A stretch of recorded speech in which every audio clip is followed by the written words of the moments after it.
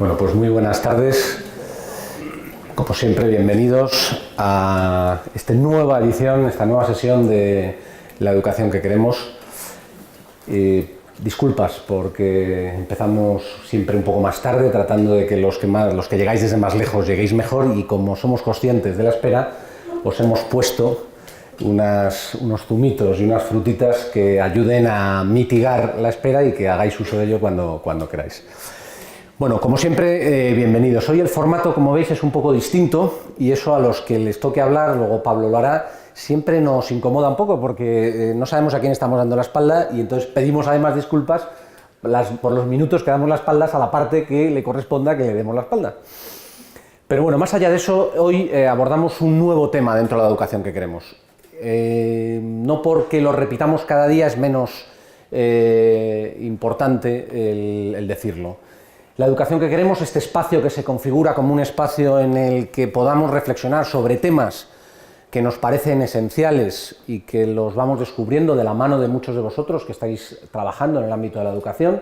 En el fondo todos trabajamos en el ámbito de la educación, unos como profesionales, otros en las familias, y por lo tanto siempre estamos en ese ámbito. Pues nos vais dando claves de esa educación que queremos, de esos elementos que hay que reflexionar, sobre los que hay que reflexionar en la educación que queremos, y hoy no vamos a abordar algunos de los aspectos que ya hemos hecho otras veces, más vinculados con el estudiante, o más vinculados con el docente, o más vinculados con temas de familia, o con elementos de pedagogía, sino vamos a plantear uno de los temas que quizás demos poca importancia en la educación, pero que tiene mucha importancia, como es el recipiente, el lugar en el que se desarrolla el hecho educativo. Y a veces lo dejamos de lado, muchas veces lo achacamos, y no exentos de razón, a temas presupuestarios. Sí, a mí me encantaría tener una aula estupenda o un colegio fenomenal, o en casa tener una habitación para mis hijos, pero no tengo presupuesto. Pero eso, siendo real, a veces es solo una excusa. A veces es más fácil de lo que pensamos, y hoy vamos a contar con un ponente que le agradezco muchísimo que haya hecho este espacio para estar hoy con nosotros, Pablo Campos Calvo Sotelo, que es arquitecto, que es catedrático de arquitectura en la Universidad San Pablo CEU y que es miembro de la Real Academia de Doctores, pero sobre todo que es un apasionado de la educación desde el lugar en el que ésta se produce. Es un arquitecto muy poco al uso, y perdóname, Pablo, que lo diga así, porque no piensa tanto en cómo queda, sino en para qué sirve el espacio en el que estamos. Y el para qué ayuda a encontrar un cómo.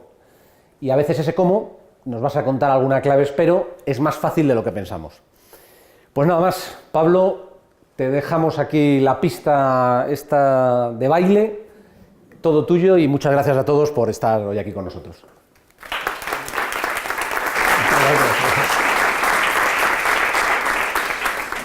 Bueno, buenas tardes a todos. Muchas gracias, por supuesto, a la Fundación Botín, en la persona de Javier García Cañete y todos los colaboradores que han estado conformando este entorno tan singular del que luego hablaré. Bueno, yo soy, como decía Javier, yo soy profesor y arquitecto, o arquitecto y profesor, porque no sé muy bien en esta esquizofrenia dónde me podría situar. Pero he tenido la suerte de encontrar hace ya casi 30 años este tema en mi camino, sigo recorriéndolo y me considero sinceramente todavía un ignorante. Es un tema fantástico, profundo, poliédrico. Bueno, por tanto, llevo en mi ADN la arquitectura y la educación, y la educación y la arquitectura. Y lo que podría decir en ese sentido es que de lo que voy a tratar de hablar hoy es de cómo la arquitectura, es decir, los lugares, luego diré lo que es un lugar y qué diferencia hay con un espacio, son capaces de educar también. Son capaces de educar también. Es decir, hay una relación entre la educación y la arquitectura. La calidad de la educación está ligada a la calidad de la arquitectura. Fin de la conferencia. Fin de la conferencia, no hay más. El resto serán imágenes, conversaciones, algún asunto divertido veremos luego, pero esa es la tesis. La calidad de la educación está ligada a la calidad de la arquitectura. Bueno, pero como la Fundación Botín quiere que yo rellene estos casi una hora, pues claro, no puedo quedarme solo ahí, pero luego al terminar volveré a reiterar este aspecto que es la clave.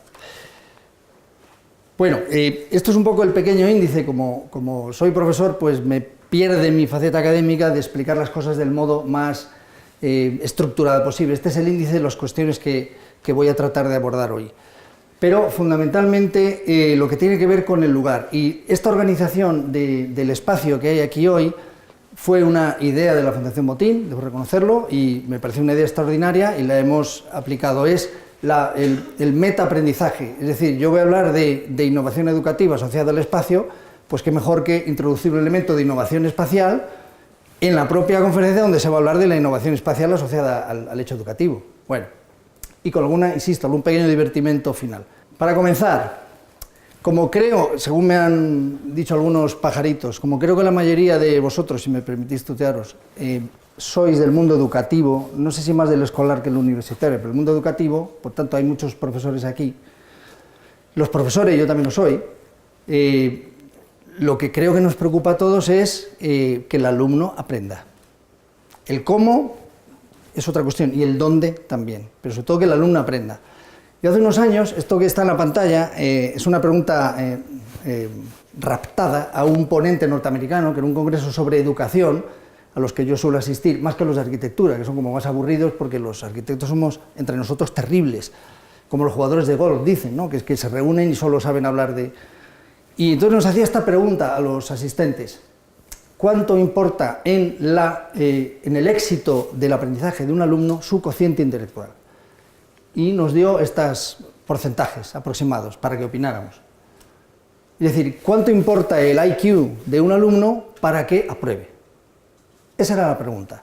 Más o menos los que estábamos, que era, pues sí, unos 60, 80, andábamos por estas cifras. Es decir, que un alumno sea inteligente técnicamente es muy importante para que apruebe las asignaturas de matemáticas, de sociales, y en el mundo de la universidad, de biología, de arquitectura, de derecho. La respuesta a esta pregunta la dejo para el final. Bueno, como somos profesores o alumnos o personas, todos, y la educación la hemos disfrutado o padecido, no sé, yo alguna asignatura la padecí, pero bueno, es importante fijar unos fundamentos. Porque yo soy arquitecto y diseño espacios educativos, pero no puedo olvidar que soy profesor y por tanto tengo la suerte de que conozco por dentro el objeto que voy a diseñar. Y hay unos fundamentos que no hay que olvidar. Por ejemplo, que la educación prioritariamente es un hecho afectivo. Es decir, el profesor que no tiene afecto por el alumno no debería ser profesor nunca. No puede enseñar nada, nada de lo que importa de verdad, que son valores. Y luego valores asociados a una, digamos, disciplina técnica, a una materia, a un programa de una asignatura, a una titulación o lo que fuere. Pero esto es un hecho esencial. Es decir, esto decía Sócrates, cuando el alumno se manifiesta como persona es cuando realmente se hace visible e interactúa con el profesor, y el profesor sabe muy bien entonces lo que ha de hacer.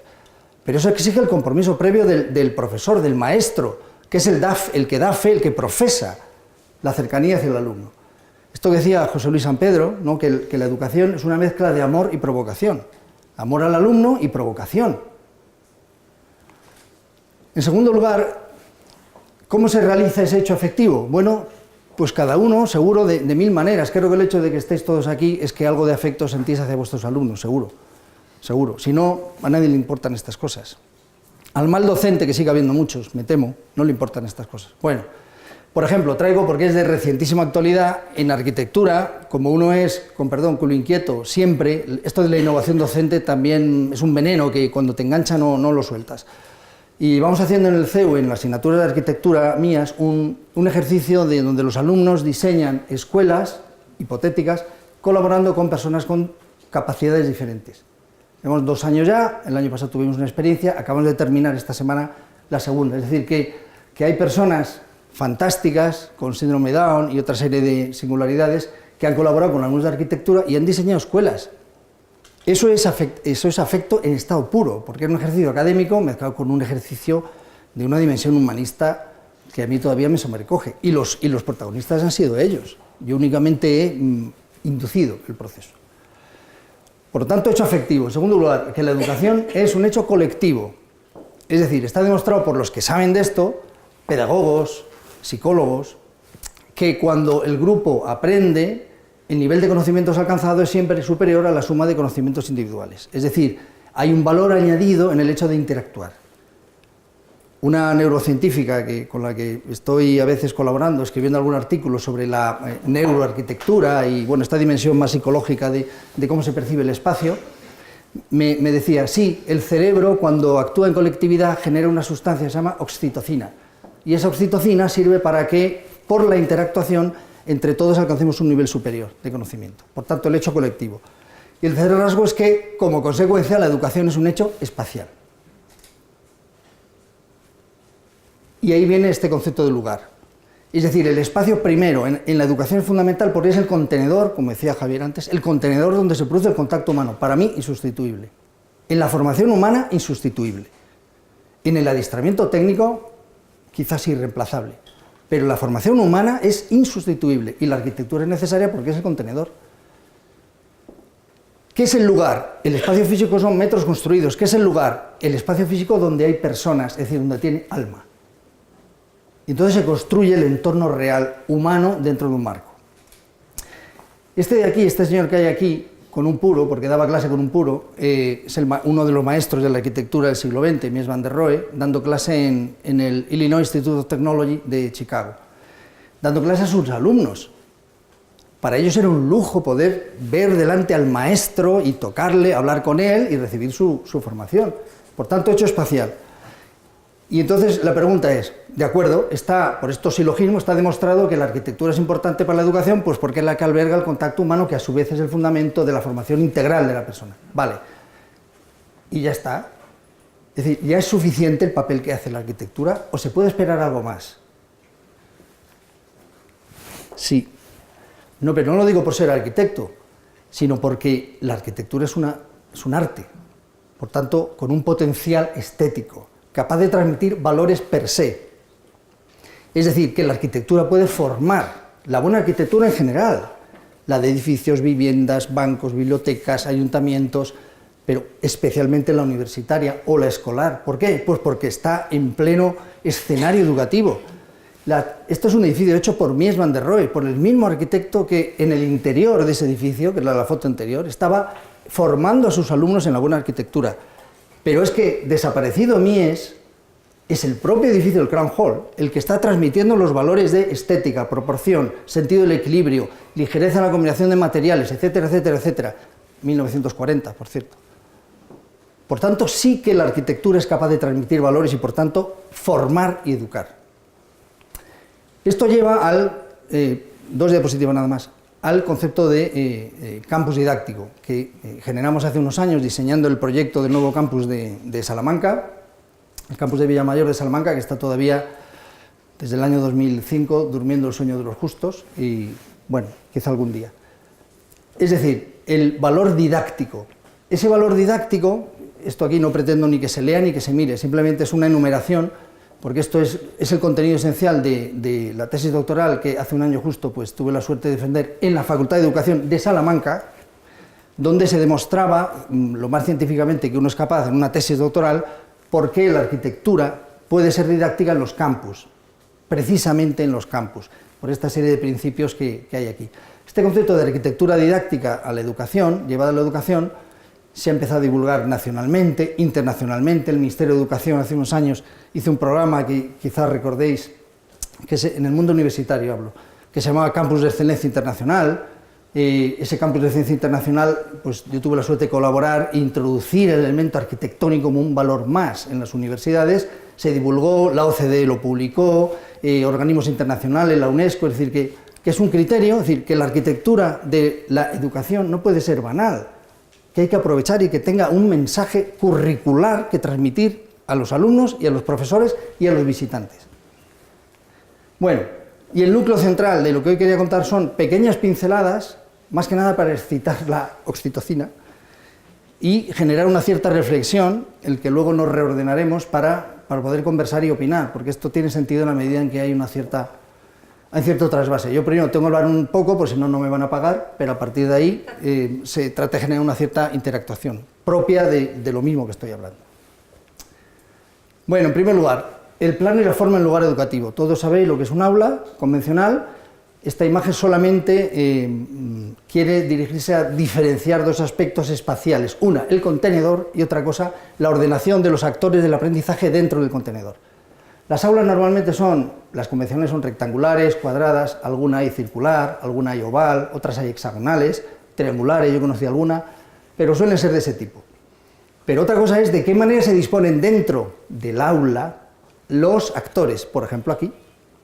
Esto es un aula rectangular y sin embargo es distinta la tipología organizativa de cómo están dispuestos los actores del aprendizaje, con esta disposición un poco especular, en una retícula geométrica, pero enfrentado uno a otro. El aula como metáfora. El aula es una metáfora en sí misma. Metáfora, por ejemplo, ¿de qué? Social. Esta es un aula de una lección inaugural, da igual, la universidad, una cualquiera. Esa es la disposición habitual de un formato concreto de modelo de enseñanza-aprendizaje, la lección magistral. ¿Vale? Es una, pero no son todas. Es una. Nosotros hace unos años hicimos para el Ministerio de Educación un estudio de, digamos, una taxonomía de modalidades de enseñanza-aprendizaje y espacios asociados, y salían unas 24. La lección magistral sí, tiene que seguir existiendo, claro, pero no en un 99%, que es donde está el problema tradicional, al menos en la universidad. Bueno, esto es un aula, esa es la disposición en la planta de un aula. Ahora, la sociedad es así, es decir, lo que ocurre fuera al niño, al profesor, lo que ocurre fuera en su entorno ciudadano, familiar, doméstico, es así, no es así, es una disposición artificial, una persona frente a otras que están de una manera pasiva recibiendo unilateralmente de momento información, no sé si comunicación. Esto es más real. Bueno, esto es una imagen de alumnos míos trabajando con chicos con con capacidades diferentes, en una disposición completamente distinta dentro de un espacio. Esa planta un poco quiere reflejar, parecido a lo que tenemos aquí hoy, un poco parecido, que la sociedad realmente se ordena en el espacio de una manera mucho más casual, irregular, cambiante. Entonces el aula, si es representativa como pequeño extracto social, no parece lógico que sea siempre tan rígida y unidireccional.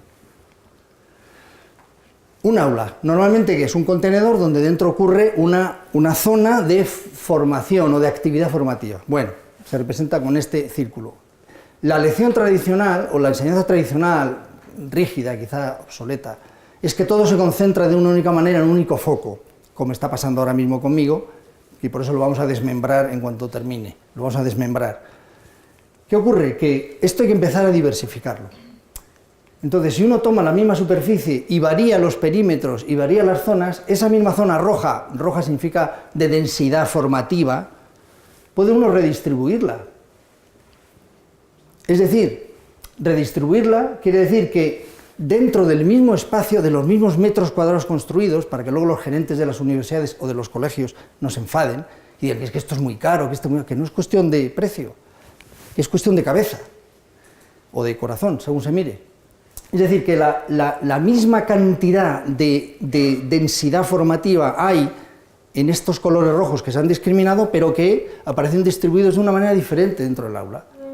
Entonces se diversifica, se enriquece, se hace más flexible, abierto, y entonces se genera un entorno mucho más proclive a que el alumno se motive.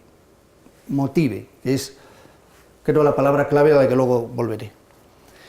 Como metáfora geográfica, también el aula puede ser una metáfora geográfica. ¿Por qué? Porque con ello podemos tratar de que el alumno se identifique con el entorno real, porque si se identifica con el entorno real, físico, existen muchas posibilidades de que se identifique con el entorno institucional.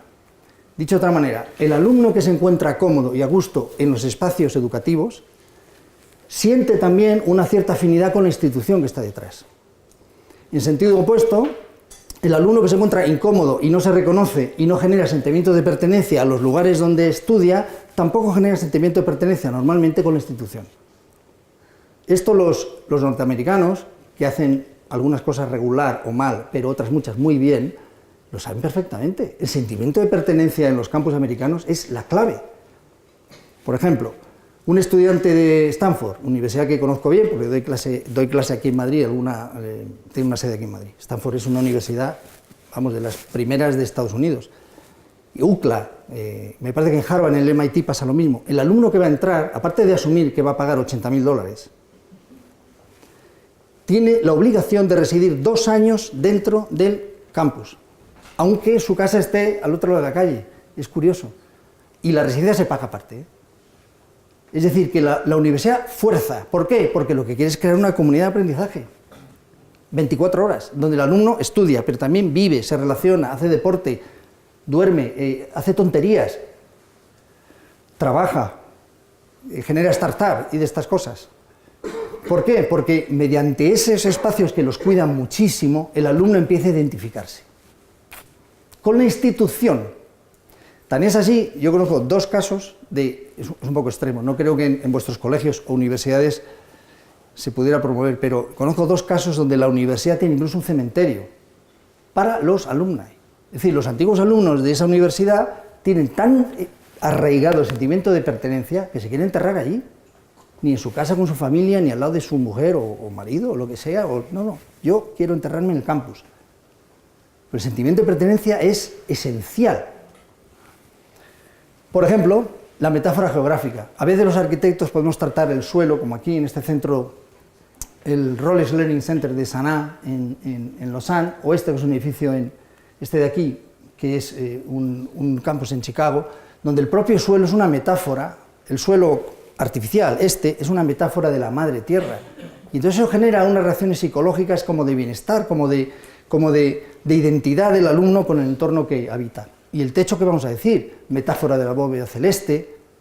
El techo siempre es una evocación del cosmos, es una superficie superior que normalmente se hace con tonos ligeros. ¿Por qué? Pues porque para que psicológicamente no pese demasiado, no sea muy opresivo. Pero hay esto que decía Gastón Bachelard, ¿no?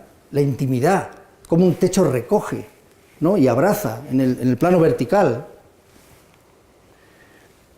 Sobre el espacio educativo aparece el concepto de límite. Para mí es un tema verdaderamente rico, fascinante y susceptible de ser explotado. El límite. Para empezar, en las aulas hay un límite temporal, ¿no? De toda la vida. Es decir, la clase del profesor Peláez era de 3 a 4. Fin del aprendizaje. Esto lo hemos vivido todos, me parece. Tenéis cara de que lo habéis vivido todos, pero yo también. Esto que los americanos, y luego vemos una imagen de un colegio norteamericano transformado, los americanos llaman cells and bells. Es decir, el aprendizaje se limita en el espacio y en el tiempo. En el tiempo porque a partir de 1 hora, lo que sale en las películas americanas de los high school, suena la campana y los alumnos se levantan y se van. Pero también hay limitaciones físicas. Por ejemplo, un detalle de cómo la arquitectura incide en el hecho educativo. Las aulas en grada, es aquella antigua y esta otra moderna, esta es una universidad en Baleares. Las aulas en grada son muy rígidas, son muy bonitas, los arquitectos nos encanta, generan un espacio de teatro griego atractivo, pero son lo más rígido que hay, no son versátiles. Solo permiten un tipo de aprendizaje, que es la lección magistral. Frente a esta, por ejemplo, esta es una aula muy flexible, luego lo vamos a comprobar. Permite distintas maneras de organizar en el espacio a los actores. Por lo tanto, permite distintas modalidades de enseñanza-aprendizaje. Límite y lugar. El límite. Las aulas suelen tener límite, las convencionales, normalmente un límite rígido, lo que los americanos llamaban el cells. Cells and bells, cells, las celdas. Los colegios tradicionales con las aulas rígidas, espacio-temporales. Y el aula rígida solamente se manipulaba a través de la puerta. La puerta es un elemento poético, absolutamente poético, de la apertura, de qué significa una puerta cerrada, una puerta abierta, una puerta semiabierta, la puerta manipulable, qué tipos de puerta, qué tipos de apertura hay. Es decir, la puerta es un elemento muy a tener en cuenta a la hora de diseñar espacios educativos, sobre todo por lo que va a tener incidencia en la colonización del pasillo, como luego veremos.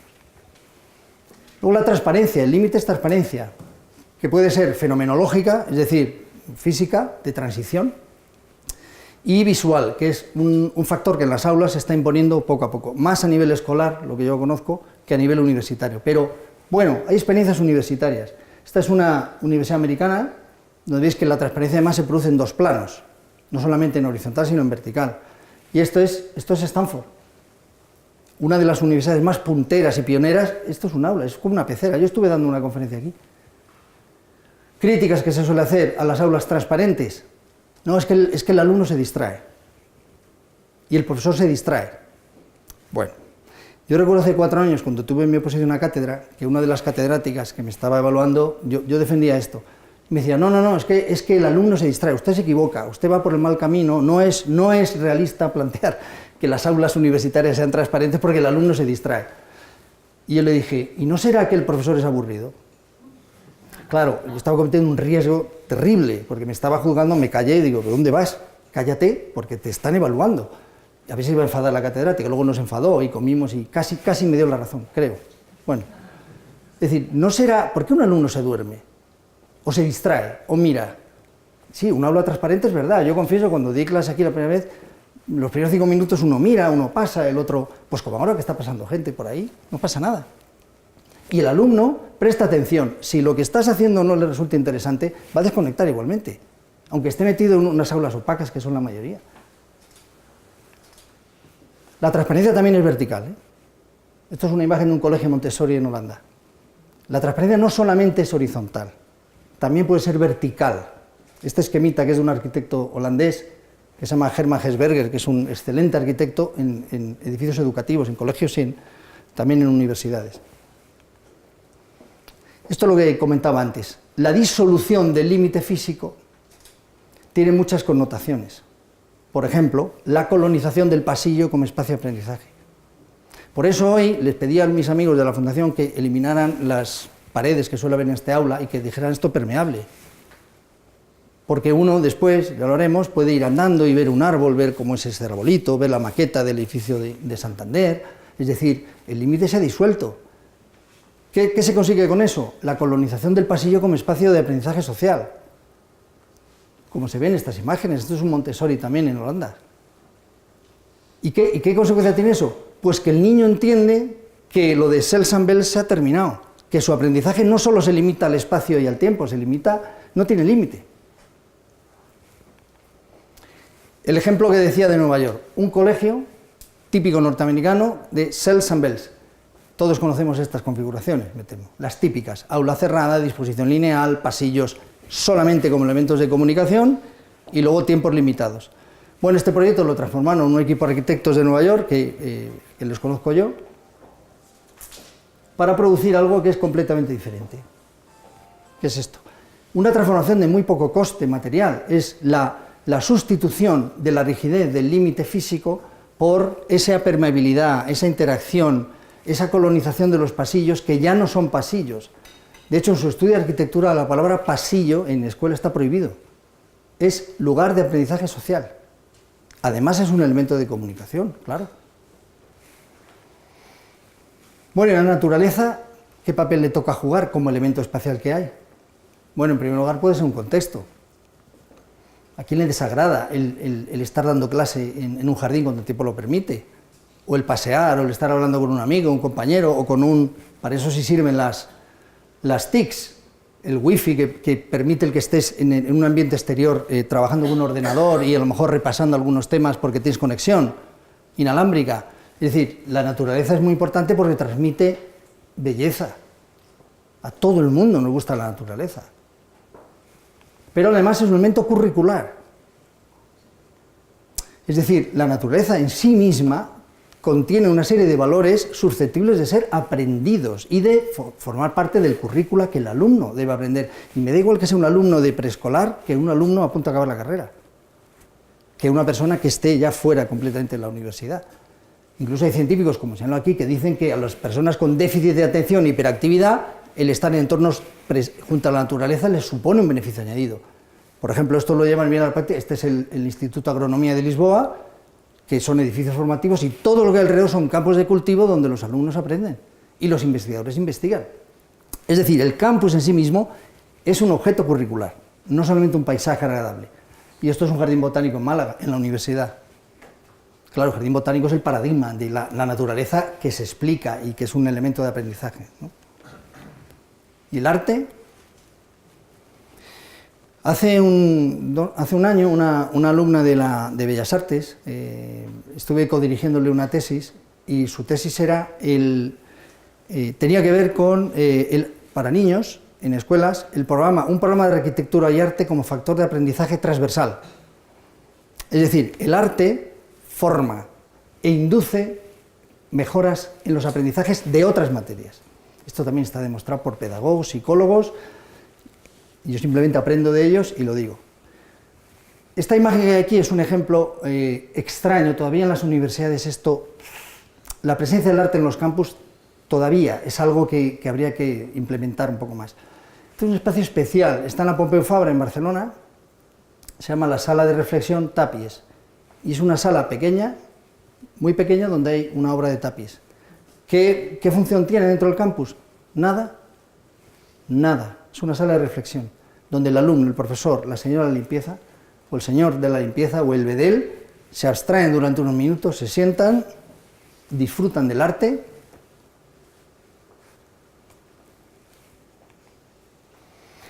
Con todo esto, bueno, ¿y qué está pasando en esta aula aquí hoy? Bueno, pues un poquito hemos querido, gracias a esta idea de la Fundación Botín, de dar ejemplo en la praxis de estas teorías, organizar esto un poco diferente. Bueno, este es un aula, este es el aula donde estamos. El núcleo, en principio, está concentrado aquí, más o menos concéntrico, Hay una pantalla, hay otra pantalla, que son elementos que también transmiten contenidos distintos a los que yo estoy impartiendo, claro, imágenes, animaciones o vídeos o lo que fuere. También hay aquí en la pared, pues como se ha podido, hay unos ciertos contenidos de arte, ¿no? De unas exposiciones que han estado aquí o materiales que tiene la Fundación, que yo les pedí que los colocaran, simplemente para dar testimonio de que el arte también es un elemento formativo, como las pantallas, como quien está hablando o como vosotros mismos de aquí a un momento. Y también la naturaleza. Allí hay unos arbolitos, se ha disuelto el límite, luego los podremos ver, se podrá pasear, observarlos de otra manera. Es decir, que esto es simplemente una pequeña representación esquemática aplicada al caso que nos ocupa, que estamos viviendo en el tiempo real, de cómo hay elementos formativos que no son solamente el mensaje unidireccional, polarizado, frente a un, digamos, auditorio pasivo que es mero receptor. Y además del ponente o del elemento de emisión, que puede ser una ponencia, puede ser una pantalla, también hay otros elementos formativos. Aquí además debo añadir que este edificio en concreto, como es una rehabilitación y han hecho muy bien, han dejado a la vista las operaciones de transformación y rehabilitación, es una lección en sí mismo. Aquí se entiende bien cómo se ha hecho la operación arquitectónica. En este caso concreto, además, que es otro valor formativo, ¿no? Quizá más para arquitectos, puede ser, pero para cualquiera. Concepto de diversión. Bueno, a mí la diversión me parece un tema fascinante también, me gusta mucho, y a quién no. Pero escarbando, como uno tiene, insisto, el culo inquieto para todo, dice, bueno, ¿pero qué es la diversión? Entonces vas, como imagino que haréis muchos, y yo desde luego cuando tengo alguna duda sobre cómo puedo intelectualizar un poquito esto, a ver, me voy al diccionario etimológico, lo primero. Y diversión viene de divertere, y divertere significa dar giro en dirección opuesta. Y dice, dar giro en dirección opuesta. Es decir, que cuando nos divertimos es que estamos cambiando la rutina, porque la rutina es, por cierto, el peor enemigo de la creatividad. Entonces, si ese dar giro en dirección opuesta es divertere, ¿por qué no diseñamos escuelas donde la arquitectura induce a esos cambios? Y luego también la persona debe inducir esos cambios, los docentes, evidentemente, y los propios alumnos también. Divertere, por ejemplo, cuando en los edificios se instalan patios, que es una maravilla el patio, pero un patio para niños de preescolar. Esto es un orfanato en Ámsterdam, muy famoso, como una de las obras maestras de la arquitectura de los años 50, pero bueno. El patio, que es un elemento de alternancia respecto al espacio recluido interno de los edificios, además Holanda, que no es precisamente el Mediterráneo en cuanto a clima.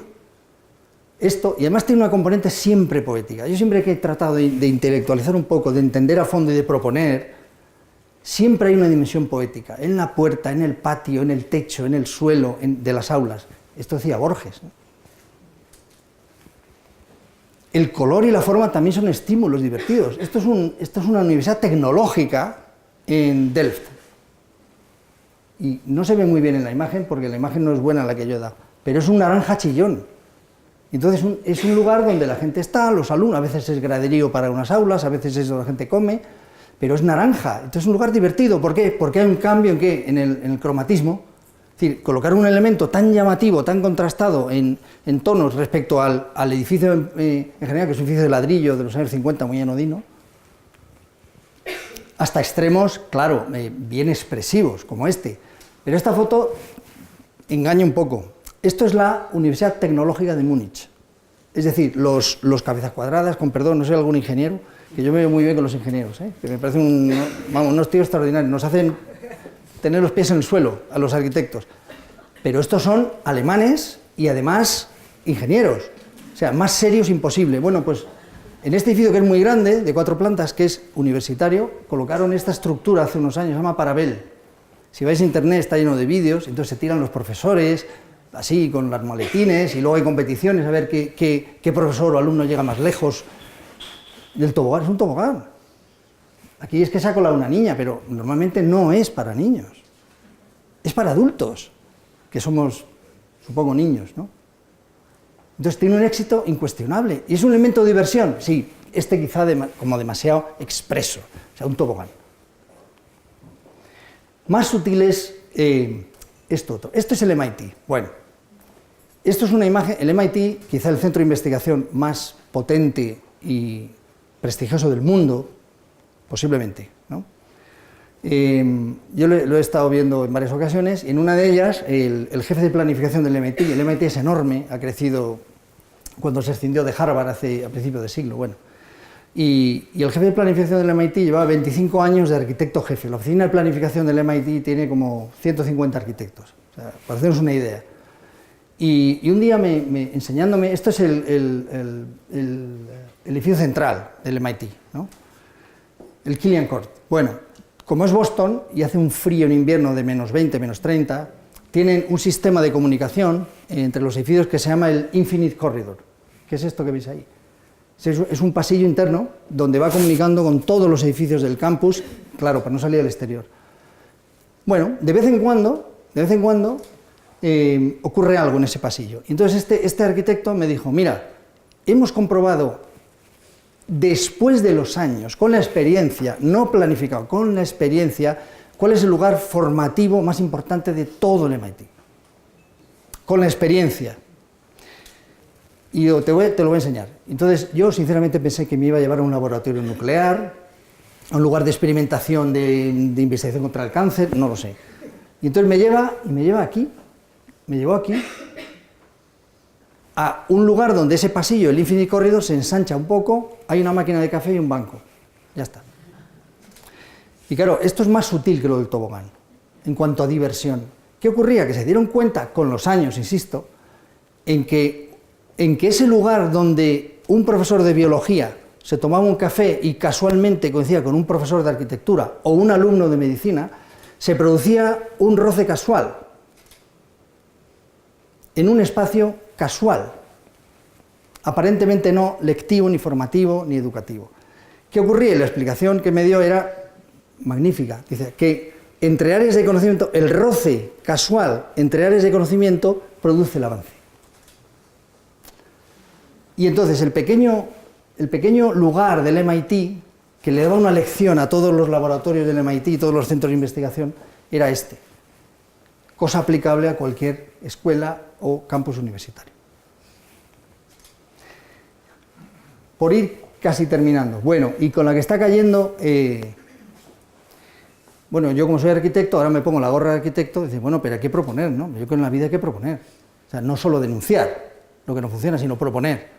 Bueno, proponer, pues sí, hay que proponer. Por ejemplo, esto es de las últimas, como culo inquietadas, en las que anda uno, que es proponer esto del Campus 0.0. Bueno, lo que yo creo que hace falta, al menos en el mundo universitario, lo conozco más que el escolar. Lo conozco más que el escolar. Tanto porque he proyectado más para universidad y porque soy profesor universitario. Yo creo que hace falta volver a humanizar la universidad. La universidad en general está deshumanizada, por muchos factores que no voy a entrar, y no me refiero a los másteres de la Rey Juan Carlos, no me refiero a eso. Yo creo que hace falta un factor de humanización progresiva, añadida. ¿Cómo? Por ejemplo, reduciendo la velocidad de la experiencia diaria. Hay una asociación, no de universidades, sino de ciudades, fundada en Italia en el año 99, se llama Città Slow, lo podéis ver en internet, Città Slow, donde promueven que algunas ciudades que se propongan promueven el que la gente ande, camine en la ciudad, despacio, como mejor modo de disfrutar del entorno, del patrimonio, de la relación humana.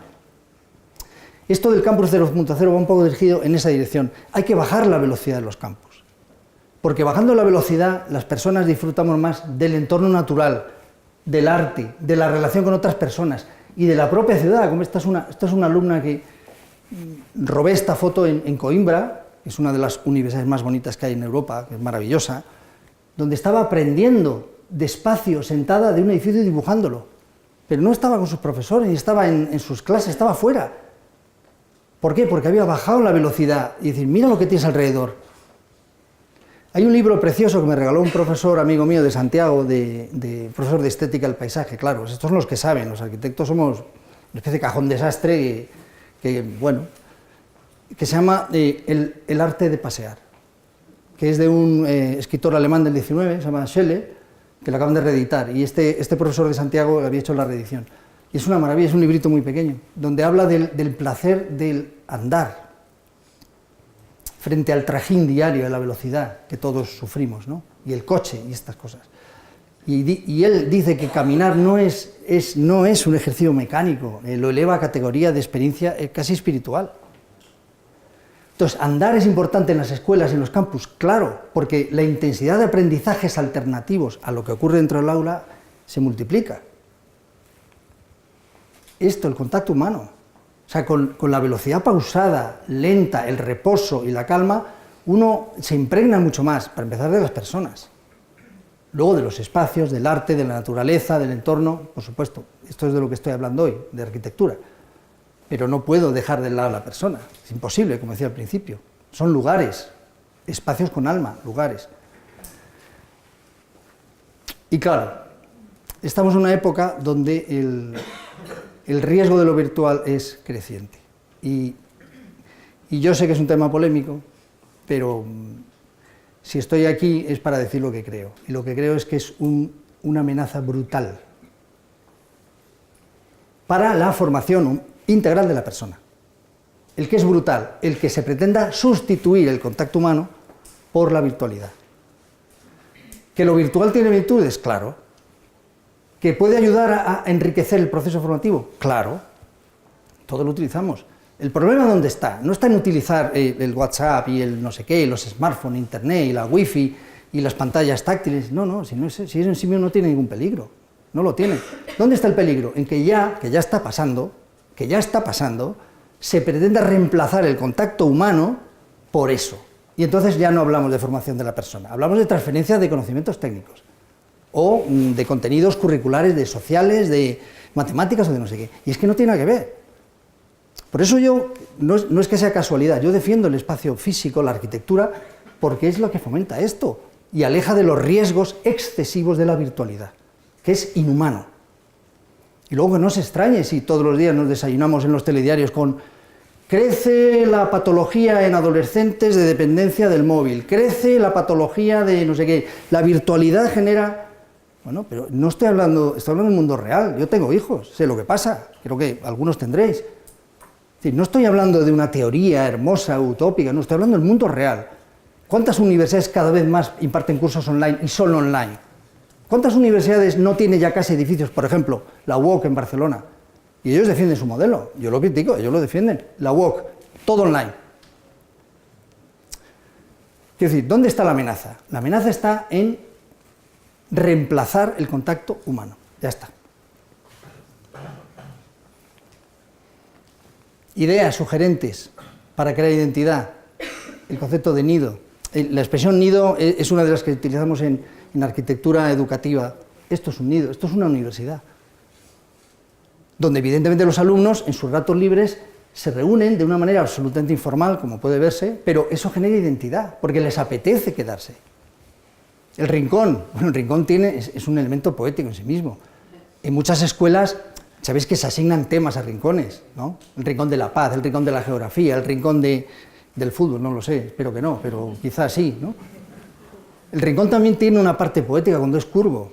Esto lo dice Gastón Bachelard, que es uno de mis filósofos, por no decir el que más, con ese libro La poética y el espacio, que es una maravilla.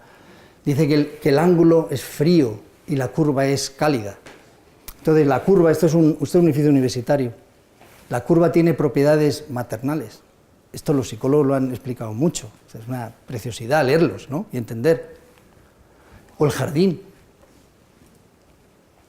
Hablando de la diversión, del cambio, salir al jardín. El jardín es, como dice este arquitecto Fernández Galiano, un sucedáneo aceptable del paraíso. Esta imagen que hay aquí es un campus en Holanda. Las universidades holandesas de los años 60, como en España, las autónomas, se hicieron con una arquitectura muy dura, se llamó el periodo del brutalismo, se llama así el estilo. Muy duro, torres grandes, un poco inhóspito. Y entonces, ¿qué ocurrió? Que en un afán de humanizar, en algunas de ellas, estos en Rotterdam, injertaron esta especie de jardincito japonés, un poco quiche, un poco hortera, podemos decir, pero la intención es lo que cuenta. Tenía que humanizar aquello, porque era demasiado frío el entorno. Bueno, y reflexiones finales. Antes de hacer un pequeño experimento lúdico, formativo, botiniano, ya que estamos en la Fundación Botín. Bueno, este era el formato tradicional, ¿no? El Cells and Bells, la escuela que me temo todos hemos padecido, o la universidad que algunos hemos padecido. Luego mis compañeros que estudiaban Derecho no era esto, lo de Arquitectura, sufríamos mucho esto, ¿no? Este era el formato tradicional. Entonces, hay un cambio de paradigma, el aprendizaje, felizmente yo creo que a nivel escolar vais muy por delante, a nivel universitario, no sé por qué razón todavía no. Pero esto está cambiando, este es el cambio de paradigma. Pero esto afecta a cualquier lugar. Es decir, que ahora cualquier lugar puede ser en sí mismo portador, receptor de un hecho formativo. Alternativo, distinto a la lección magistral, sí, pero en todo caso formativo. ¿Cuántas modalidades de enseñanza-aprendizaje hay? Muchas. Entonces, ¿qué lugares, qué espacios físicos, qué arquitectura debe acompañarlas? Pues la que mejor se acomode a ellos, la que las potencie. Y voy a casi terminar con la pregunta inicial que nos hacían en este congreso de educación en Estados Unidos. Bueno, que ¿cuánto incide el IQ de un alumno en su éxito escolar? Es decir, en aprobar. ¿Qué importa lo listo que sea? Lo listo, yo no sé muy bien lo que mide el IQ, sinceramente. No sé muy bien, eso del cociente intelectual, no sé muy bien. Yo creo que la inteligencia emocional va un poco más por delante, pero bueno, no sé, porque yo toda la vida he sido un poco torpe para las matemáticas, en cambio con los sentimientos la gente me llama y me consulta cosas y digo, pues igual soy una persona como más asequible emocionalmente, entonces soy más listo. Tonto, pero me llaman, ¿no? Bueno. Entonces nos contestó este profesor lo siguiente, que me parece impresionante, que no importa casi, que no importa. Es decir, que un chico tenga 99 o 105 o 110 realmente no es crítico para que apruebe las asignaturas, no es crítico para su éxito escolar. Entonces este ponente lo dejó ahí, y yo, culo inquieto, entonces, y ya me dirijo a los profesores, y entonces, para nuestros alumnos, ¿qué es lo que realmente hace, qué cubre ese 90% o 96%? Mi interpretación, estos son alumnos míos, una visita que les llevo mucho a ver cosas, que salgan del entorno del aula, que se muevan por Madrid, claro, para ver arquitectura o para ver lo que sea, pues posiblemente sea la motivación. Por volver a esa palabra que mencioné antes, la motivación.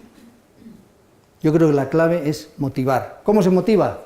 La actitud humana, es decir, el trato personal del profesor, la cercanía, el afecto, por supuesto. Luego el desafío, la curiosidad, la expectativa, pero también el contexto y también la calidad del espacio.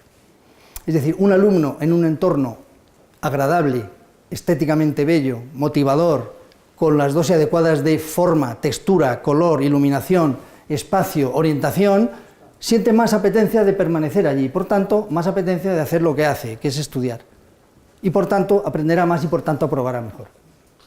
Luego, la arquitectura es un elemento que motiva, o que puede motivar. Esto es el maravilloso Peine de los Vientos de Chillida, de San Sebastián. Bueno, ¿por qué pongo esta imagen? Porque, claro, el problema de las escuelas y de las universidades es que valores. Llevo todo el día hablando de valores, que hay que formar integralmente, no solamente para ser un arquitecto, sino para ser un ciudadano ético y tener valores y ser persona, y más con los tiempos que corren, que me temo que esto hace falta ponerlo resalzar mucho más. Y entonces va uno a las universidades. ¿Cuáles son los valores de una universidad, por ejemplo, ¿no? O de un colegio? Pues si vas a cualquier página web, en las pestañitas pone misión, visión, valores, todas. Y todas dicen lo mismo. Internacionalización, calidad, excelencia, trato humano. Bueno, pero me decía un ingeniero, por cierto, amigo mío, que hablando de esto decía, claro, pero el problema de eso es que los valores no tienen forma. Es decir, ¿cuál es la forma de la excelencia? ¿Cuál es la forma de la internacionalización? No tiene forma, es un concepto abstracto. Y me decía, claro, y entonces no se puede expresar físicamente.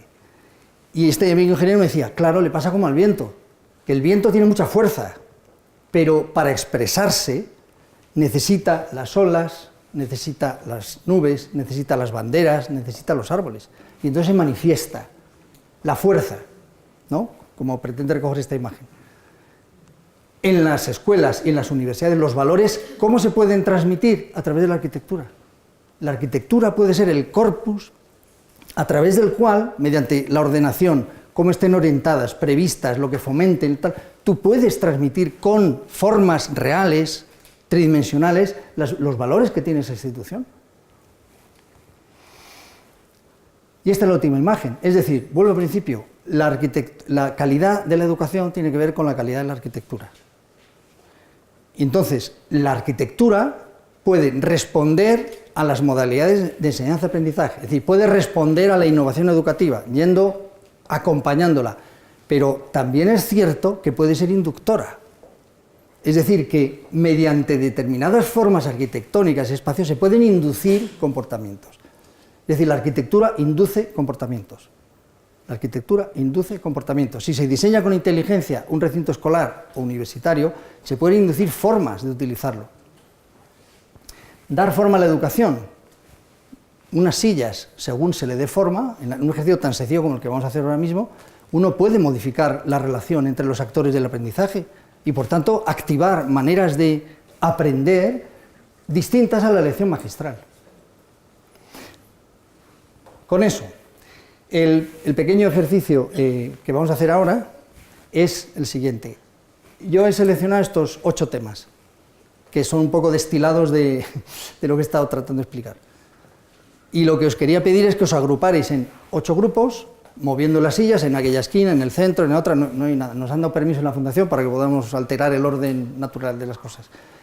Os agrupáis más o menos en número de personas equivalentes, ¿no? Que los grupos sean proporcionados, y cada uno de ellos elige, o os digo, uno de estos 8 temas. Conversáis 5 minutos sobre ese tema, lo que os podáis sugerir, decir, criticar, contar alguna experiencia, no sé, lo que sea de vosotros. Y al terminar esos 5 minutos, un portavoz o representante coge el micrófono y dice, pues lo que hemos pensado en nuestro grupo sobre la naturaleza es que no importa para nada y que encima hay que cuidarla y regarla, es muy costosa y no podemos permitirnos, por ejemplo, ¿vale? Y entonces yo trataré de establecer un diálogo constructivo. O lugares alternativos para el aprendizaje, pues no hay ninguno. El aula de toda la vida, que era preciosa, y el aula en grada, y el maestro que traía la manzana, no lo sé, es decir, pues sí, en nuestra escuela ya no quedan aulas, por ejemplo. Yo he visto escuelas donde ya no hay aulas como tal, es todo una especie de espacio diáfano, abierto. ¿De acuerdo? Ese es el pequeño ejercicio para que activamente movamos el esqueleto y podamos hacer algo un poco diferente a lo convencional, que es terminar y tener un coloquio tal. Bueno, entonces, os agrupáis por favor en 8 grupos y cuando estéis más o menos agrupados yo os diré, aquellos el tema 1, aquellos el 2, para que no se repita, y conversáis 5 minutos.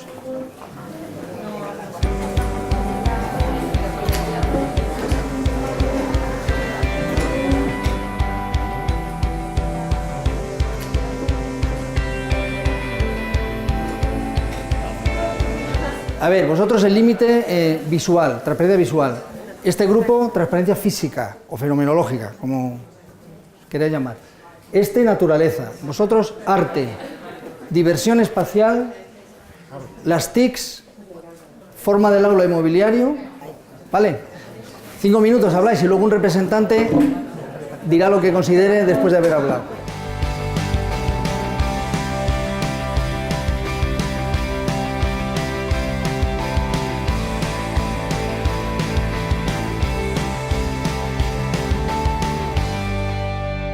Por favor, sí, vamos a tratar de escuchar a todo el mundo porque esto está hecho para todo el mundo. Venga, ¿quién? ¿Tú? Sí. Hola, buenas tardes. Nosotras trabajamos en una escuela infantil de 0-3 y bueno, el tema que nos has dado es que nos viene, vamos, o sea, que ni pintado. Precisamente uno de los motivos por lo que veníamos a esta charla era por el tema del mobiliario, el tema de, bueno, pues en las escuelas infantiles, los espacios y demás que están muy poco trabajado. Nosotros trabajamos con mobiliario pues, como contenedor, que son polivalentes, son accesibles, son seguros, están al alcance de los niños, no son muebles para el adulto, están todo pensado para los niños. Pensamos que tienen que ser acogedores, que inciten a la exploración, que propicien un encuentro, un momento de encuentro entre los niños, entre los iguales. Y nos gustaría que la tendencia fuera esta, que el mobiliario se utilizara para separación de espacios y bueno, pues para dar libertad en el juego, la libertad también de movimiento y bueno, que también los educadores tuviéramos un acceso a la visibilidad del espacio, porque creemos que bueno, pues el imponer mobiliario, tanto como bueno, por lo que hablamos de las puertas, los pasillos y demás, pues entorpecen esta labor.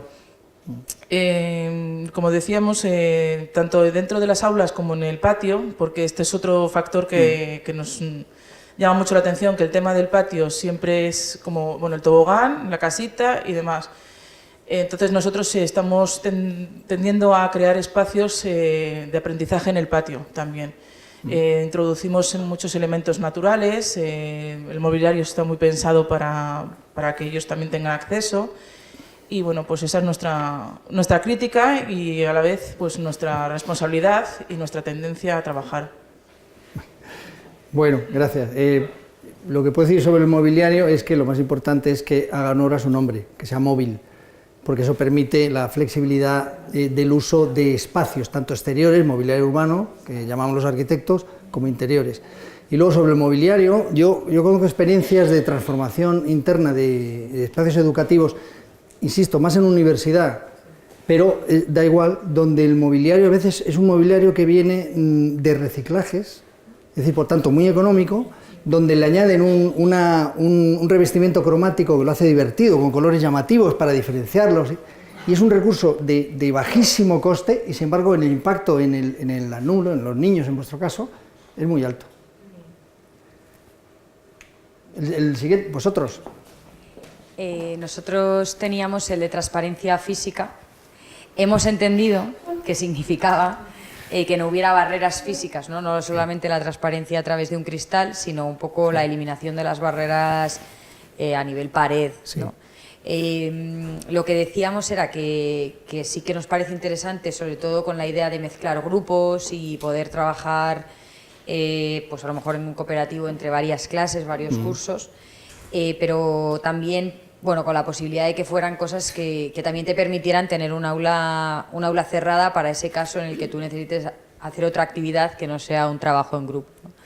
Se nos planteábamos la idea de que a lo mejor sería interesante hacerlo por pisos, ¿no? Y decir, pues a lo mejor tener un piso que fuera un poco más diáfano y que pudiéramos tener ahí un espacio de trabajo en el que pudiera haber varios cursos a la vez o tanto trabajando juntos como separados. Y a lo mejor unas clases más individuales, pues en el caso de que tengan que hacer un examen o tengan que dar una clase que sea un poco más magistral y poder hacer esa separación. Nos planteábamos el problema del ruido, ¿no? Que siempre es un problema. Entonces, que a veces te es difícil en una clase controlar un ruido de 25 niños y entonces si tienes pues a lo mejor 70, pues sí que te es más complicado. Posible será porque evidentemente lo hacen, pero que sí que es algo que hay que trabajarlo, ¿no? Y que también cuesta. Bueno, en primer lugar, esto de la diferenciación por plantas o niveles está muy bien y de hecho naturalmente ocurre en colegios o universidades.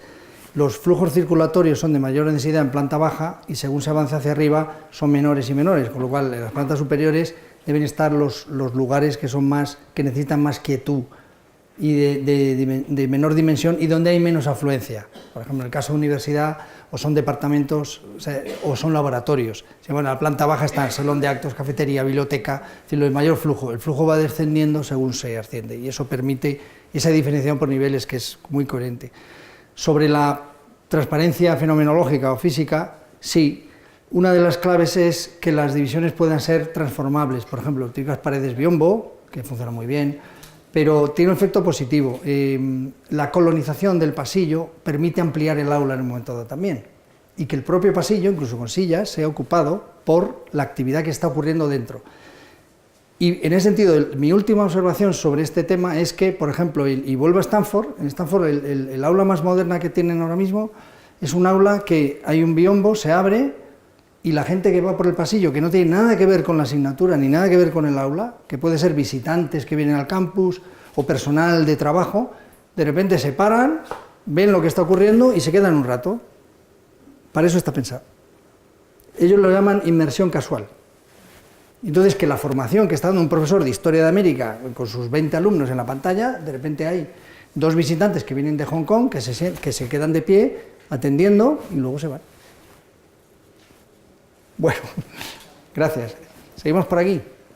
Hola, buenas tardes. Nosotros nos ha tocado la transparencia. Transparencia visual.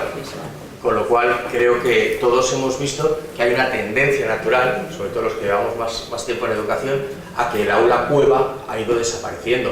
Empezaron con los ojos de buey en las puertas, que causaron auténticos estragos por aquello de, oh Dios mío, me van a vigilar, me van a... Y no, ya se vio que poco a poco las aulas se han ido abriendo. Cuanto más pequeños son los niños, más hemos visto que las aulas más abiertas son. Es decir, está clarísimo que los de educación infantil tienen unas aulas mucho más diáfanas, mucho más acristaladas, que según se va subiendo en la escala educativa, pero que hay una tendencia natural al acristalamiento, a que entre más la luz, a que no te sientes en absoluto vigilado, sino que incluso hay muchas comodidades, ¿no? de no molestar, porque bueno, ya ves quién está, quién no está, lo que están haciendo en ese momento, si es en ese momento puede ser perceptivo entrar o no entrar, y esa ha sido la visión, que por ese camino parece ser que vamos por el buen camino. Tenemos aquí a un estudiante que también nos ha preguntado sobre ello y hemos dicho, sí, tú por favor, en el futuro cristal, el futuro del aula debe ser cristalino y el futuro de educación transparente. Y ya te damos la palabra si quieres. No sé si quieres que aporte algo más. No, para mí es uno de mis asuntos favoritos, pero por 2 razones, además de estas que sí, que son ciertas. Primero, ¿qué significa la transparencia física? Significa que no hay nada que ocultar. Yo siempre le dije una vez a mi rector, luego medio se enfadó, creo, no sé, bueno, le dije, vamos a ver, las aulas que yo tengo en la Escuela de Arquitectura, las teóricas son todavía, digamos, bastante opacas. Bueno, yo le dije, vamos a ver, ¿qué será eso tan sucio que estamos haciendo dentro que nos tenemos que encerrar? Frente a, oye, lo que estamos haciendo no solamente no es sucio, es maravilloso, entonces no hay nada que ocultar, en ningún sentido. Segundo aspecto, y desde fuera. Desde fuera es que el hecho formativo se proyecta al exterior. Es decir, la persona que va andando, y yo conozco algún caso así, campus quiero decir, edificios, vas andando y es un escaparate de docencia, es un espectáculo en tiempo real. Tú vas andando y vas viendo la clase de teoría, la clase de laboratorio, la clase de seminario, y vas andando como quien va por la calle Serrano viendo las tiendas y los escaparates. Se ofrece al exterior el hecho formativo. Luego, la transparencia tiene el doble recorrido. No hay nada que ocultar, todo que enseñar, y desde fuera es un disfrute, no solamente dentro del edificio, y respecto a la ciudad,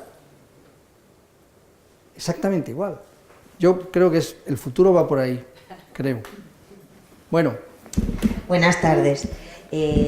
Nosotros nos ha tocado el tema de espacios alternativos y los 4 estábamos de acuerdo en que es algo elemental porque creemos que facilita el aprendizaje, y los motivos que hemos dado pues han sido que a nivel memorístico puede ayudar, también en la motivación fundamental, abre otras alternativas de aprendizaje y fomenta las inteligencias múltiples, o personas que tengan dificultad en algún ámbito de la educación tienen otras alternativas de aprendizaje.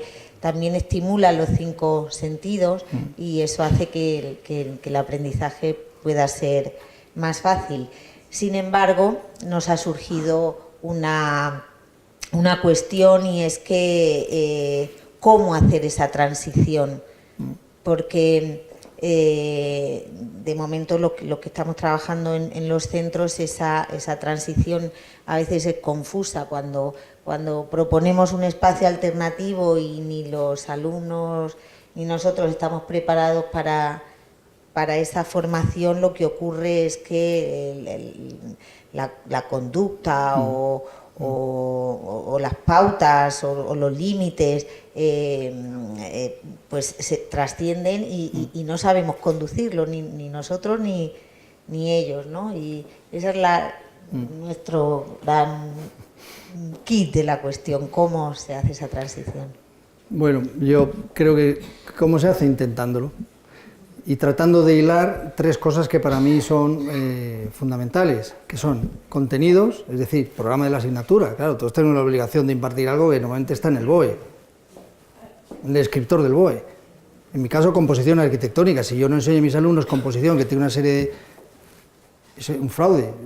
La guía docente dice lo que dice. Bueno, contenidos, modalidades. Que ahí empieza a entrar la iniciativa del docente. ¿De qué manera? Y tercero, lugares.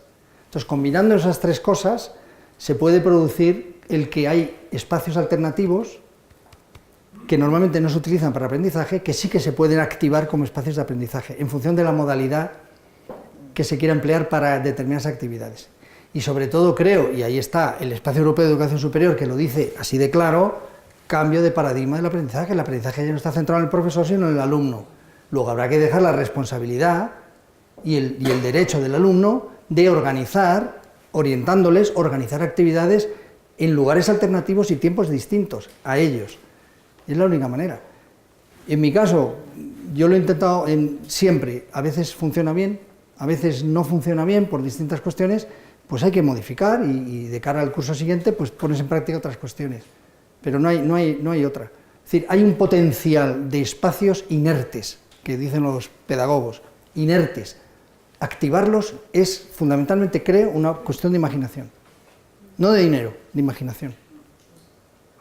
Bueno, este otro grupo era distinto, ¿no?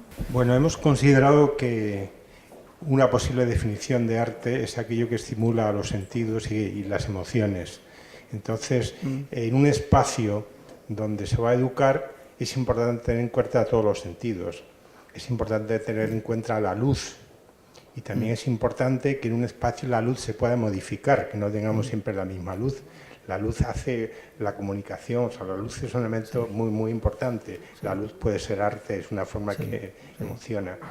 El sonido es otro elemento fundamental también que tenemos. Por ejemplo, se hacía mención aquí a los timbres, esos estridentes cuando acaban las clases en las universidades americanas en concreto, que es muy desagradable utilizar la música, por ejemplo, utilizar otro tipo de sonido, porque el ambiente sonoro es algo también muy importante para el aprendizaje. Y luego es muy importante lo que es la posibilidad de transformar los espacios, que no sean espacios cerrados, tanto en la luz, en el sonido, en cantidad de elementos que realmente se hablaba también de la posibilidad de que haya posibles pantallas donde se puedan proyectar imágenes, y las imágenes pueden realmente sugerir muchas cosas, la posibilidad de que se cree, que haya instrumentos para creación de esas imágenes. O sea, yo creo que se trata de que la educación sea un espacio creativo, en definitiva, y tener todos los recursos y todos los medios para que los muebles no tienen que ser muebles como estos hechos, sino que pueden ser módulos que se pueden cambiar y servir para diferentes temas. O sea, que yo creo que el estímulo de la creatividad, crear espacios y recursos y objetos que se puedan cambiar, hace también que la persona que está ahí teniendo proceso de aprendizaje sea un proceso activo, no solamente de recibir, sino es de crear y de comunicar entre todos. La parte de la comunicación es muy importante también. O sea, yo creo que arte es todo lo que afecta a que nos sintamos bien, a que sintamos emociones. Entonces hay cantidad de elementos que pueden configurar eso y se trataría pues, de imaginarse todo esto y de ponerlo en marcha, que es un poco lo más difícil en todo esto. Yo creo que el arte tiene como dos maneras de hacerse presente en los espacios educativos y enriquecerlo, pensando en el alumno, que es, primero, efectivamente, como elementos, utilizando la escuela o el campus como espacio expositivo. Ya está. Hay algunos campus en España, por ejemplo, la Politécnica de Valencia, aquí en la Autónoma de Madrid hay algo de eso. El ejemplo mejor del mundo está en Venezuela, la Universidad Central, que lo reconoció en la UNESCO como Patrimonio de la Humanidad por ser una síntesis de las artes. Todo el campus es una obra de arte, entre arquitectura, murales, escultura, todo. Esa es una primera manera. La otra manera de hacer presente el arte como factor de aprendizaje transversal es curricular, es decir, introducirlo como elemento transversal en las asignaturas, matemáticas y música, arquitectura y cine, es decir, etcétera, etcétera. Es decir, hay maneras de hacer, no digo toda la asignatura, hacer un modelo docente pedagógico volcado en eso, pero determinadas actividades de alguna asignatura donde el alumno entienda que hay una relación, que la hay, entre música y arquitectura, le sirve para entender la arquitectura a través de la música. Y de paso se aficiona un poco a la música buena, que siempre viene bien, ¿no? Muy bien. A nosotros nos había tocado diversión. Ah. Y bueno, después de poner varios ejemplos prácticos hablando del color, de jugar con el mobiliario, la experiencia de una compañera que se ha tenido que ir en un colegio Reggio Emilia, que tenían una plaza con disfraces, espejos y tal, llegamos un poco más o menos a la conclusión de que el problema es que la diversión está fuera del centro escolar, llegada a cierta edad. O sea, la diversión culturalmente está fuera del trabajo, fuera del colegio, fuera del instituto, y al instituto se va a aprender de forma seria y ordenada y rigurosa. Entonces, al final, claro, si no se concibe como algo que va de la mano o que puede ir de la mano, se establece también una unión o una relación con la identidad que hablábamos también. Sí. O sea, si yo no me divierto en un sitio, no me identifico con ese sitio. Y entonces al final me quiero ir. Eso es. Y es un poco... La diversión puede tener también varios matices. Uno, quizá muy obvio, que habréis visto, imagino, en colegios y en universidades, es, por ejemplo, un gran ajedrez de este tamaño en medio de un edificio, donde la gente juega al ajedrez, universitarios. Eso es un recurso bien obvio. Otro, los futbolines, ya que estamos en España, en la Escuela de Arquitectura de Valencia, por ejemplo, el espacio central es un futbolín. Pero es un elemento que, de una manera tan pueril como eso, genera interacción entre alumnos y apetencia por quedarse. Es un primer aspecto directo de la diversión. La otra es más sutil, es más del territorio de los arquitectos, que es pensar en alternancias de espacios. Hacer espacios divertidos significa que perceptivamente despierten sensaciones de cambio. Eso me refería yo antes cuando hablaba del divertere, del girar. Crear entornos distintos, no espacios monótonos donde se repite un módulo con una misma cromatismo, con una misma textura, con una misma orientación, con una misma iluminación, sino hacer vibrar. Y entonces eso genera el que la transición de un espacio a otro es divertida. Si además se asigna una pequeña función distinta a cada espacio, el alumno cambia de espacios como cambia en su vida cotidiana. Cuando está en su dormitorio hace algunas cosas, cuando está en la cocina hace otras, cuando sale al patio hace otras, cuando sale a la calle hace otras. Y contar también, por cierto, la diversión está fuera, claro, pero es que la ciudad es formativa, que es otro aspecto que no sé si incide en él, pero hay que entender el hecho formativo contando con lo que pasa más allá del límite del colegio y del campus. La ciudad está ahí, es formativa. ¿Cómo incorporarla al hecho formativo? Eso depende del perfil de la actividad que el profesor diseñe, ¿de acuerdo? Pero la ciudad es un potencial brutal, utilicémoslo. Pequeña experiencia, yo llevo a mis alumnos siempre, por lo menos 3 o 4 veces al año, a visitar algún edificio en Madrid. Son arquitectos, es verdad, y tenemos buena arquitectura, pero hay otras materias donde se podría hacer algo parecido. Yo he constatado durante años que si se pudiera medir la densidad de aprendizaje por minuto, la densidad de aprendizaje por minuto de un alumno, cuando estás andando por la calle, viendo un edificio, estás de pie al lado de él y experimentando la arquitectura, es 10 veces superior a la que puede haber en un aula, por muy bonitas que sean las imágenes que sitúes. Vale, gracias. Nosotros estábamos trabajando sobre el aspecto de las TICs en el aula y la verdad que ha sido interesante porque ha habido opiniones variopintas, ya que tenemos gente que no es docente en el grupo, docentes de secundaria y de universidad y otras plataformas también.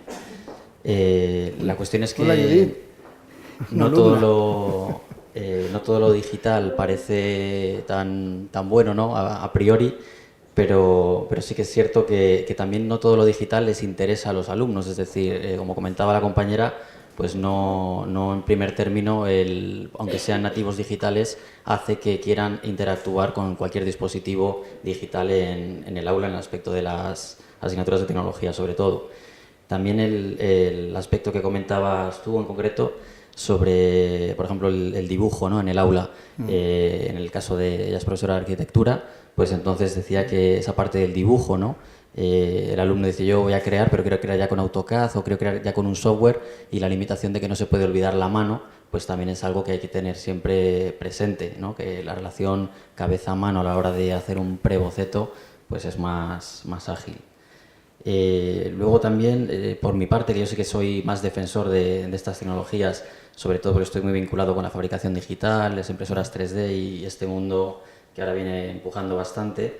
Nosotros lo que proponemos es mucho trabajo colaborativo, es decir, que implicamos a que cada parte del equipo, cada alumno, tenga que hacer un trabajo o una parte que pasarle al otro, defiende su parte, pero tiene que saber que si no avanza está vetando al siguiente, y todos entienden los roles de todos en el equipo.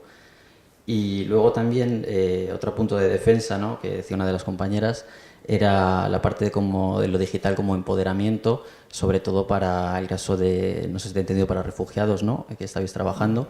Entonces es una herramienta que ahora mismo tiene un gran valor, ¿no? Directamente, ya que pueden dar un salto mucho más grande para meterse en esa economía digital.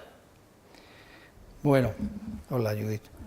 Esto no está preparado. Judith hizo una tesis maravillosa que tuve la suerte de codirigir en educación sobre un programa de arquitectura en colegios. Una tesis, es arquitecto, pero es profesor de colegios, o sea pero no estaba preparado, yo no sabía que ibas a venir.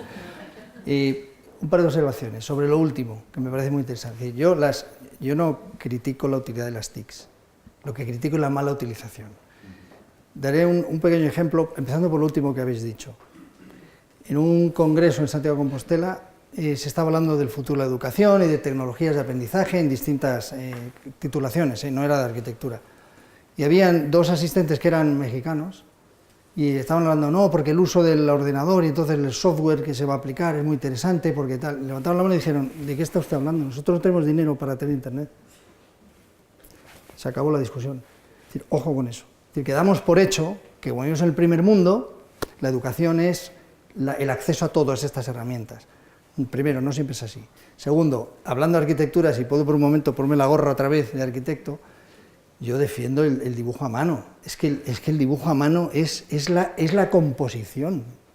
Lo otro, que es la herramienta tecnológica que utilizan los estudiantes de arquitectura para dibujar en ordenador, está muy bien, claro, bendita sea, pero nunca puede reemplazarse el trazo ese cálido, irregular, impreciso, que es una forma de pensar, por directamente un dibujo que son perfectos, imperfectamente perfectos en ordenador.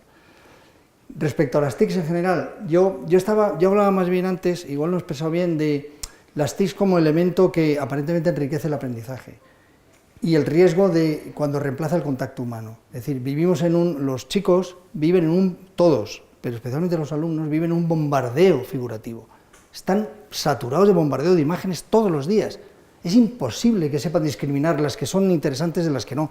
Incluso en muchas aulas de colegios yo he visto una cantidad de murales en las paredes que están saturadas de imágenes que yo mismo entras y dices que no sé ya dónde mirar frente a un modelo que fuera un poquito más selectivo. Es decir, este es el tema, esta es la imagen, y entonces a reflexionar sobre ello. En ese sentido, las TICs, las tecnologías, digamos, que contribuyen un poco a ese bombardeo excesivo de imágenes. Las consultas de ordenador, yo a mis alumnos de arquitectura les digo que muchísimo cuidado, porque cuando van a investigar, les digo, a la biblioteca, a coger el libro, que es un objeto maravilloso. Coge el libro, primero, alguien lo habrá escrito, y en principio bien. Si vas a internet, es más fácil, es un golpe de ratón, pero ¿tú cómo sabes si lo que estás viendo en internet tiene valor o no? ¿Cómo discriminas? Porque yo a lo mejor puedo discriminar por experiencia, pero un alumno no. Entonces entra en Internet y encuentra todo, pero diferenciar la basura de lo que tiene valor es difícil para ellos. Entonces, en ese sentido tiene riesgo. Pero para mí el principal es el riesgo de desvinculación del contacto personal.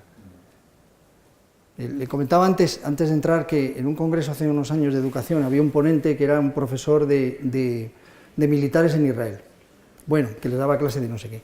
Y lo hacía todo online. Todo online, está muy orgulloso de hacerlo online, aunque podía hacerlo físicamente. Entonces yo le dije, bueno, yo discrepo, yo creo que hay que tener un poco de cuidado, pues porque el contacto humano me dijo que no. Y ya llegó un extremo en que le dije, vamos a ver, ¿usted tiene hijos? Sí, tengo 2. ¿Y cómo les educa? ¿Con una webcam? ¿Cada uno en su dormitorio? Y dice, no, hombre, no, es que es un caso muy... se ha ido usted a un extremo. Y digo, ¿seguro? Digo, con niños de 4 o 5 años que tenéis algunos en colegio, ¿seguro que estamos muy lejos de eso? Bueno, gracias. Bueno, y este es el último, ¿no? La primera cuestión que se nos ha planteado, o que hemos planteado, es si utilizar la naturaleza para aprender y enseñar, o enseñar a aprender la naturaleza. Bien.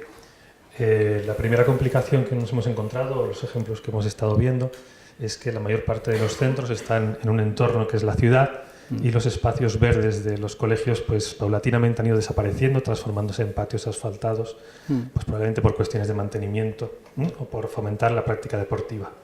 De manera que si consensuamos que la naturaleza puede aportar muchas cosas al aprendizaje, nos encontramos con un problema serio para poder desarrollar iniciativas que contengan la naturaleza como un elemento vertebrador. Lo siguiente que ha ocurrido es que los distintos miembros del grupo han ido poniendo ejemplos de cómo integrar la naturaleza en el centro. Ha habido un primer ejemplo de cómo un pequeño parterre que estaba a la entrada de un colegio que está todo asfaltado ha cambiado completamente la concepción de la entrada al transformarlo en un pequeño huerto. La herramienta de huerto puede ser muy interesante para desarrollar el aprendizaje y es una manera de incorporar la naturaleza al colegio. Ha habido otros 2 ejemplos de otro colegio donde tenían unos árboles protegidos, de manera que era una especie de jardín de mirar y no tocar, y para poder utilizarlo mediante una serie de paneles acristalados han conseguido que ese espacio que antes era solo como mucho de paso, ¿no?, y de mirar de lejos, pues pueda utilizarse para otras cosas. Ese mismo colegio, por lo visto, también ha utilizado una cubierta, que es un espacio que al principio podía ser residual, para establecer ahí también pues algún tipo de actividad relacionada con un huerto. Un par de ejemplos más, y ha sido ya cuando no hemos podido comentar más cosas, han sido pues eso, iniciativas para poder introducir huertos escolares, o dicho de manera la naturaleza a pequeña escala, dentro de los colegios. Y se ha planteado, o por lo menos hemos comentado, que algunos colegios han utilizado una serie de palés colocados en vertical, donde colgaban luego unas jardineras. El tema de la maceta es una escala muy pequeña, pero permite también que sea muy controlable por los niños, de manera que ellos pueden apropiarse de ese espacio, sentirlo como suyo, y colocar unos palés en vertical se puede realizar incluso en pasillos, ya que el gasto de agua o el mantenimiento de tierra y demás pues es bastante sencillo. Otro ejemplo que también se ha comentado es en un patio que estaba completamente asfaltado, realizar en un muro una especie de jardín vertical, que es descolgando unos alambres, y unos chicos habían utilizado unas botellas de Coca-Cola de 2 litros que habían recortado y establecido una serie de maceteros en paralelo. Es decir, que estábamos un poquito en esa dinámica cuando ya no hemos podido continuar, con lo cual al final de lo que se trata es de responder al cómo, y sobre todo teniendo en cuenta las circunstancias físicas que tienen los colegios. Así que te trasladamos a ti esa pregunta, al experto. Creí que ibas a pedir el talonario y bueno, comprensible. Intentando responder a la cuestión. Yo creo que esto que se está contando son ejemplos extraordinarios de hacer lo posible con casi nada. De hacer bueno, 2 reflexiones. Una, está la naturaleza, si dentro del propio conjunto escolar no está, hay que salir fuera a veces, porque fuera está. Y eso me lleva al paradigma histórico en espacios universitarios, que es el campus a la americana y el claustro, que para mí el claustro es el espacio más importante que ha habido a lo largo de la historia de la universidad, que es una institución joven, que nace en la Edad Media, la universidad, antes no existían, pero existían los monasterios y los claustros de los monasterios, de ahí viene el claustro universitario. El claustro es un espacio cerrado, fuerte, sólido, que ha que se injerta un pequeño fragmento de naturaleza. No solamente el césped y algunas pequeñas especies, sino el agua. Y entonces cuando uno ve o imagina los claustros monacales de hace muchos siglos, el andar peripatético de los monjes aprendiendo, leyendo, los legajos, con ese ambiente quieto y tranquilo que da un árbol, un pequeño césped y el ruido del agua, es un injerto de la naturaleza dentro de un aparato arquitectónico muy sólido. El ejemplo opuesto es el campus a la americana, que es naturaleza en estado puro, o universidad parque. Entonces, en los colegios se podría intentar hacer, o al menos yo en universidad con mis alumnos a veces lo hago, que es, muy bien, no tengo naturaleza, salgamos a donde está de vez en cuando. Esto ya la Institución Libre de Enseñanza de Ginés de los Ríos ya lo hacían como paradigma. Enseñanza en la naturaleza, y se iban con los alumnos a dar clase. Esto es un recurso, cuesta porque hay que moverse, el autobús, el niño, de acuerdo. La otra es introducir, por pequeño que sea, y estos casos que habéis contado, pequeños elementos naturales dentro, porque por pequeño que sea, una plantita, una flor, es una lección en sí misma, de proporción, de distribución de partes, de textura, de color, de crecimiento, de evolución, de hoja caduca, de hoja perenne, es decir, de inteligencia proporcionada de los elementos que forman la planta. Es decir, es un libro abierto, una sola plantita. Entonces, si no hay más remedio, estos pequeños recursos yo creo que bien está. No se puede extraer un jardín botánico a un colegio, porque resulta que no hay medios, no hay dinero, pero hay pequeños recursos, y desde luego salir a la naturaleza, aunque sea un jardincillo en una plaza anexa, aunque sea de vez en cuando un fin de semana, pero no a pasear por el monte, a dar clase en el monte, donde el alumno entienda que puede estar con un libro, un profesor, en un entorno que no es el suyo, sino que está en medio de la naturaleza. Eso es lo que se me puede ocurrir. Es decir, que no es imprescindible las restricciones económicas que nos afectan a todos, no son imprescindibles, quiero pensar. Espero que lo hayáis encontrado algo interesante. Mi intención es simplemente llamar la atención que sí que hay una relación entre la calidad de la educación y la calidad del espacio con alma, es decir, del lugar, y que ojalá eso nos sirva a todos los que nos resulta esto interesante para la motivación de los alumnos. Muchas gracias.